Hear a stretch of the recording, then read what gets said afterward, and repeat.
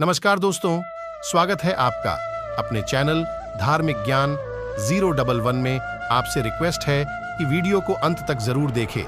Video पसंद आए तो लाइक करें। साथ ही दोस्त, रिश्तेदार में शेयर एंड सब्सक्राइब जरूर करें। इससे हमें वीडियो बनाने का मोटिवेशन मिलता है और इस तरह की सच्ची धार्मिक ज्ञान की बातें लाते रहेंगे। आज हम सबसे पहले अपनी पूरी सच्ची श्रद्धा के साथ कमेंट में लिखे हर हर महादेव, ताकि भगवान शिव की कृपा से आपका घर सदैव धन दौलत से भरा रहे। आज की कहानी एक ऐसे पति पत्नी के जोड़े की जिंदगी पर बीती हुई कहानी है, जिसको हर मर्द को और हर एक महिला को जरूर सुनना चाहिए, क्योंकि ये आपको जानना बहुत ही आवश्यक है कि औरत की ऐसी कौन सी चीज है जिसे जीवन में कभी नहीं चखना चाहिए। आपसे गुजारिश है कि इस ज्ञानवर्धन वीडियो को पूरा जरूर देखिएगा। ये बहुत ही जबरदस्त वीडियो है। मेरे प्रिय मित्रों, इस वीडियो में आपको पत्नी के गुप्तांगों के अलावा जिंदगी की बहुत कुछ ऐसी सीख मिलेगी जिन्हें आपको जानना बहुत ही आवश्यक है। चलिए दोस्तों, अब इस वीडियो को स्टार्ट करते हैं। लेकिन उससे पहले, हे देवों के देव महादेव, जो भी आपके इस चैनल को सब्सक्राइब करें, उसका घर धन दौलत से भर जाए, उसका परिवार सदैव हंसता मुस्कुराता हुआ कुशल मंगल रहे।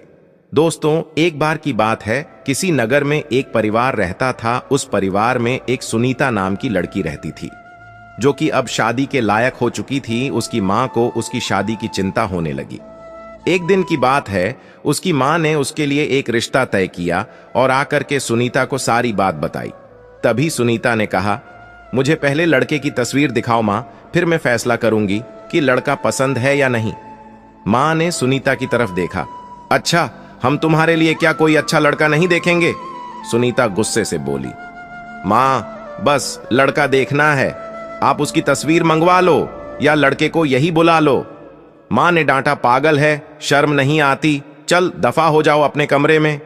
बाबा भी आ गए और कहने लगे, क्यों डांट रही हो मेरी बच्ची को?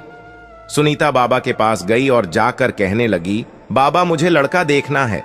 बाबा ने मुस्कुराकर कहा, हाँ बेटी, तुम्हारी मर्जी से ही करेंगे शादी। कल मैं उसकी तस्वीर मंगवा लूंगा। लड़के का अपना होटल है, पढ़ा लिखा है, प्यारा है। लेकिन सुनीता को तो लड़का देखना था। लड्डू की तस्वीर मंगाई गई। लड़का तो प्यारा है तो सुनीता ने हाँ कर दी। कुछ दिनों में ही गीता की शादी हो गई। गीता का हमसफर संतोष था। न कभी मुलाकात हुई, न कभी कोई बात, कभी एक दूसरे को मिले भी नहीं। दोस्तों, शादी एक ऐसा पवित्र रिश्ता होता है, दो अजनबी एक जान हो जाते हैं, जो कभी जिंदगी में मिले भी ना हो, दो पल भर में एक दूसरे की जान बन जाते हैं। पहली रात थी। संतोष कमरे में आया, हाथ में आइसक्रीम पकड़ी हुई सुनीता नजरें झुकाए बैठी थी। आइसक्रीम तो सुनीता की फेवरेट थी। संतोष को नमस्ते की और संतोष के पास बैठ गया। संतोष थोड़ा सा शर्माया भी था। आइसक्रीम खाते हुए बोला, जितने पैसे शादी पर खर्च किए, इतने की काश मैं आइसक्रीम खा लेता।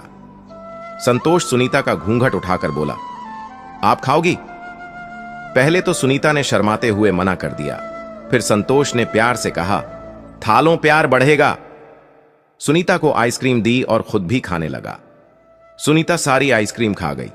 संतोष ने जब पूछा, क्या आपने आइसक्रीम पूरी खत्म कर दी? सुनीता मुस्कुराने लगे और कहने लगी, आपने खाने को कहा तो मैं खा गई। संतोष भी मुस्कुराने लगा। बहुत कंजूस हो आप, पहले कहती हो नहीं खाती हूं और अब देखो सारी की सारी आइसक्रीम खा गई हो। सुनीता संतोष को पहली ही रात में इतना तो समझ गई थी कि संतोष दिल का बहुत अच्छा है। रात भर प्यार भरी बातें होती रहीं। जिंदगी अपनी असल मंजिल की तरफ मुड़ गई थी। वक्त गुजरने लगा। कुछ दिन बाद सुनीता के भाई की शादी थी। इधर सुनीता 4 महीने की प्रेग्नेंट भी थी। सुनीता ने संतोष से कहा, मुझे भाई की शादी में जाना है। संतोष ने सुनीता के पास बैठकर बोला, सुनीता, डॉक्टर ने आपको लंबी यात्रा करने से मना किया है, इसलिए मैं कोई रिस्क नहीं लेना चाहता। मैं शादी में जाने की इजाजत नहीं दे सकता। सुनीता को बहुत गुस्सा आया। संतोष, पागल हो गए हो?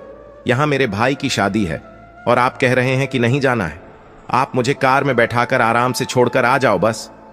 संतोष ने सुनीता का हाथ प्यार से पकड़ा और फिर समझाने लगा, सुनीता, क्यों बेकार की जिद करती हो?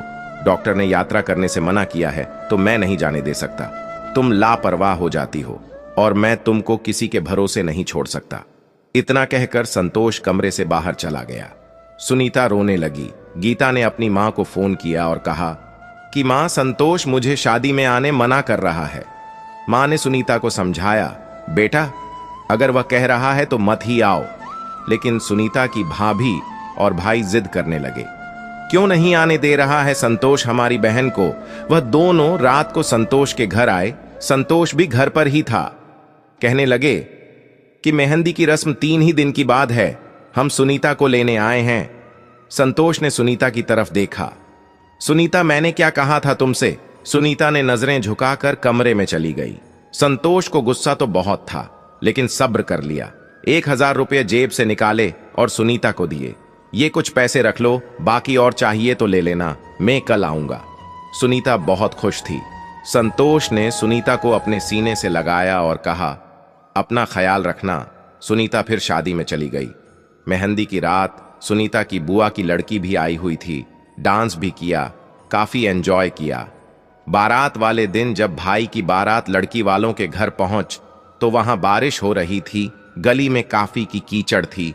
सुनीता का पैर फिसला और वह गिर गई। गिरते ही उसके पेट में दर्द होने लगा। सुनीता जोर जोर से रोने लगी। जल्दी से सुनीता को अस्पताल ले गए।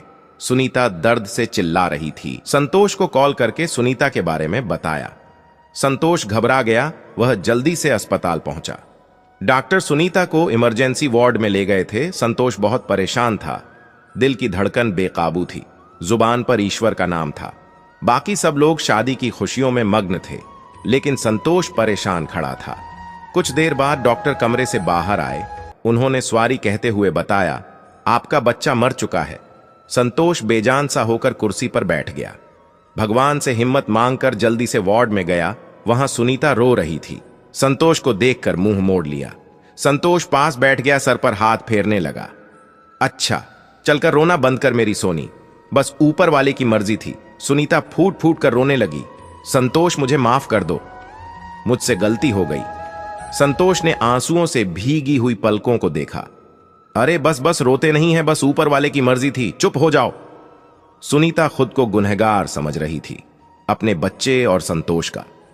संतोष समझाने लगा और कहने लगा, सुनीता चुप हो जाओ, रो मत, देख मैं तेरे पास हूं। सुनीता को लेकर घर चला गया। शादी खत्म हुई, सब घर आ गए सुनीता का हाल पूछने। सुनीता खुद पर इल्जाम दे रही थी कि मुझे रोका था संतोष ने, लेकिन मैं जिद करती रही थी कि मुझे शादी में जाना है। अगर मैंने उनकी बात मान ली होती तो आज शायद मैं अपना बच्चा न खोती। संतोष समझ रहा था सुनीता दिल ही दिल में खुद को कसूरवार ठहरा रही है, इसीलिए संतोष प्यार से समझाता रहा सुनीता को, अरे पागल है, खुद को परेशान न कर, ऊपर वाले की मर्जी थी, ऊपर वाले ने चाहा तो हमें फिर से औलाद जरूर देगा। सुनीता संतोष की आंखों में देख रही थी। संतोष, आप इतने अच्छे हैं, मुझे डांटा नहीं है, आपने कुछ कहा नहीं। संतोष ने लंबी सांस ली, मुस्कुराकर बोला, जब तुमने मेरी बात मानी ही नहीं थी तो सुनीता, अब कुछ कहने का क्या फायदा। सुनीता समझ रही थी संतोष का खामोश गुस्सा। 1 साल बाद फिर ऊपर वाले ने उनको बेटा दे दिया।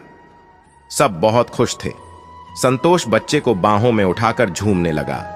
सुनीता बेड पर लेटी सुशील की आंखों में बेटे की मोहब्बत में निकलते आंसू देख रही थी। दोस्तों, जिंदगी में अच्छे दिन आते हैं, लेकिन अक्लमंद वही होता है जो खुद को हाल में ढाल लेता है। संतोष के 2 भाई थे जो संतोष से अमीर थे। उन दोनों भाइयों का अपना अच्छा खासा बिजनेस था, लेकिन संतोष का छोटा सा होटल था जिससे बस गुजारा हो रहा था।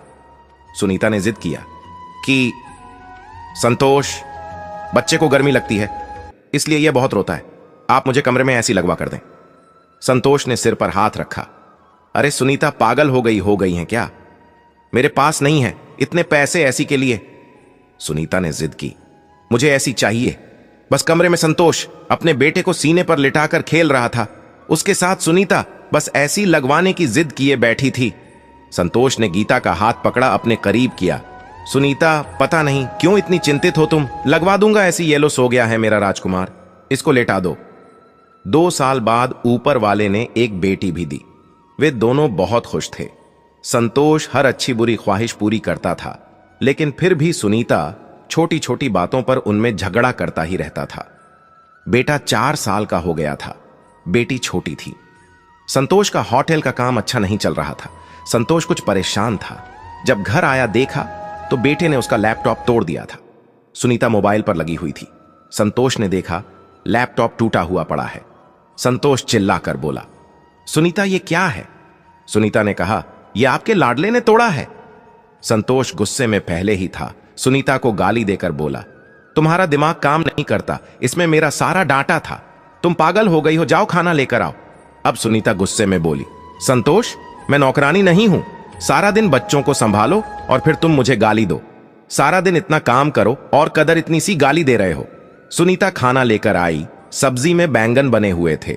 संतोष ने बैंगन देखे और चिल्लाकर बोला, तुम्हारा दिमाग खराब है, तुमको कितनी बार समझाया है, मैं नहीं खाता। संतोष ने खाना उठाकर फेंक दिया और उठकर बाहर चला गया। इतने में बेटे ने कांच का गिलास तोड़ दिया जो हाथ पर लग गया। काफी खून बहने लगा था। फिर हाथ से सुनीता ने बेटे को 1-2 थप्पड़ लगा दिए और कहने लगी, बहुत तंग आ गई हूं मैं तुम बाप बेटे से। बेटे को उठाकर कमरे में ले गई और रो रही थी, साथ ही गुस्से में बोल रही थी, 5 साल हो गए इस इंसान के साथ, पर थोड़ा सा भी डर ही नहीं है। और बेटे के जख्मों पर मरहम लगाने लगी। इतने में बेटी भूख से रोने लगे। बेटी को गोद में उठाया। गुस्से में कहती जा रही थी, इंसान की ऐसी हरकतें रही तो गुजारा मुश्किल हो जाएगा। रात भर संतोष गायब रहा। सुनीता ने भी फोन लगाया लेकिन संतोष का मोबाइल बंद था। फिर सुनीता ने अपनी मां को सारी बातें बताया। संतोष आजकल ना खर्चा दे रहा है, ना अच्छे से बात करता है और गालियां भी देता है। मां ने कहा, हम संतोष करते हैं। इधर संतोष का गुस्सा शांत हुआ।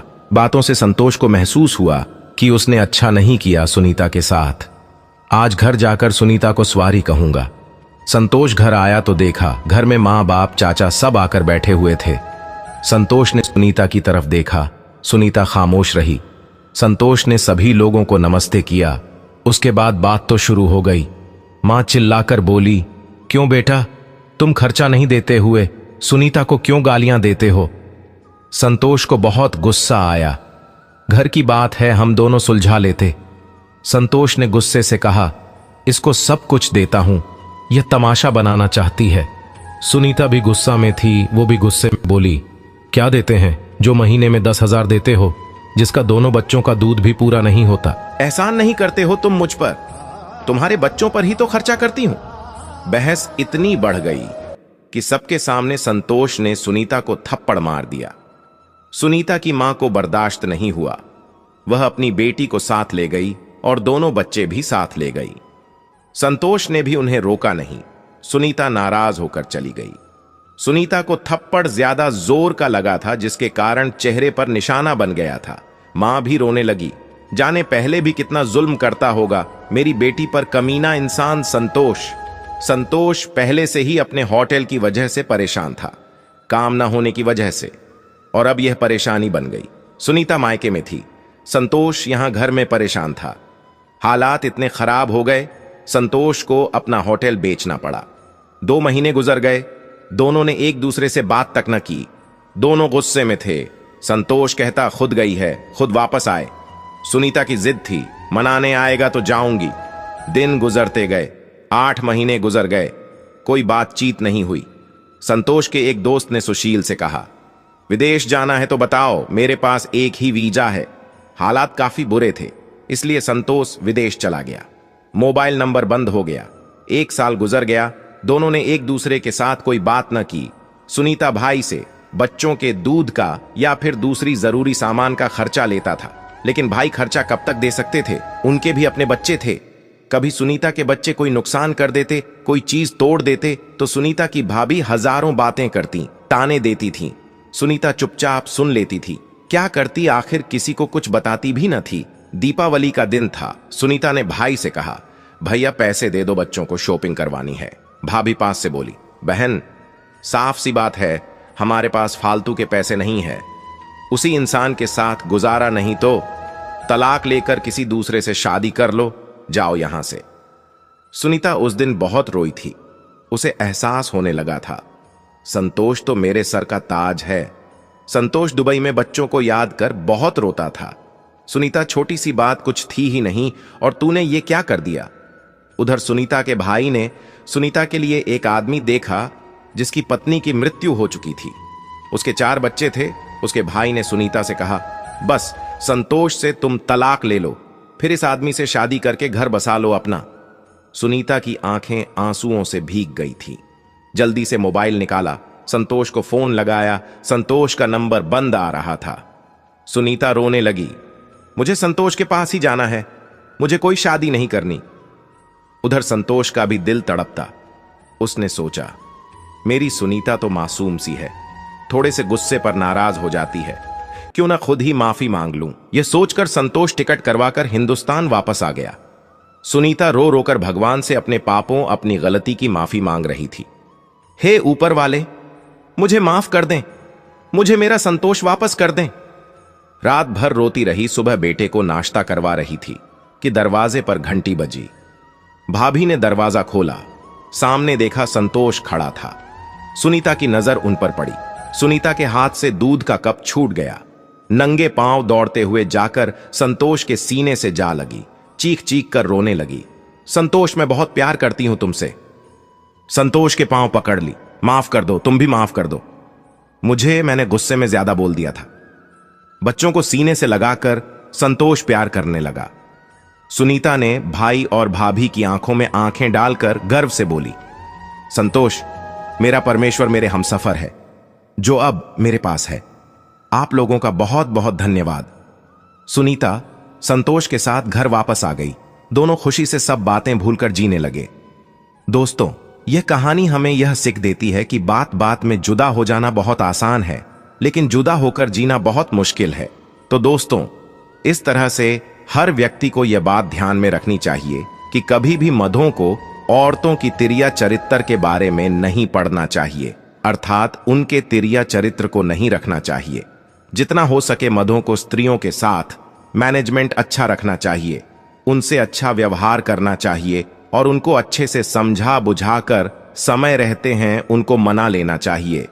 क्योंकि दोस्तों, स्त्रियों के त्रिया चरित्र के बारे में आज तक देवता भी नहीं जान पाए हैं। गलत फैसला लेकर जिंदगी बर्बाद न करें, यह सब वक्त के साथ बदल जाता है। इसलिए इस बारे में किसी भी पुरुष को नहीं पढ़ना चाहिए और इस चीज का स्वाद कभी भी नहीं चखना चाहिए। हां, अगर नहीं बदलता, किसी का हमसफर अगर नाराज है या घमंड में है तो जाओ मना लो, राजी कर लो एक दूसरे को, इससे पहले कि फिर देर हो जाए। अगर मेरी कहानी किसी एक के भी दिल में घर कर गई तो मेरा मकसद पूरा हो जाएगा। आजकल छोटी छोटी बातों पर घर उजड़ रहे हैं। अगर थोड़ी बर्दाश्त नहीं कर सकते तो ऐसे घर ना जोड़े और जितना हो सके मोह माया, मोह जाल से दूर रहे। दोस्तों, यह कहानी आपको जरूर पसंद आई होगी। अगर कहानी पसंद आई है तो दोस्तों सच्ची श्रद्धा से कमेंट में जरूर लिखें, हर हर महादेव, देवों के देव महादेव आप पर सदैव कृपा दृष्टि बनाए रखें। धन्यवाद।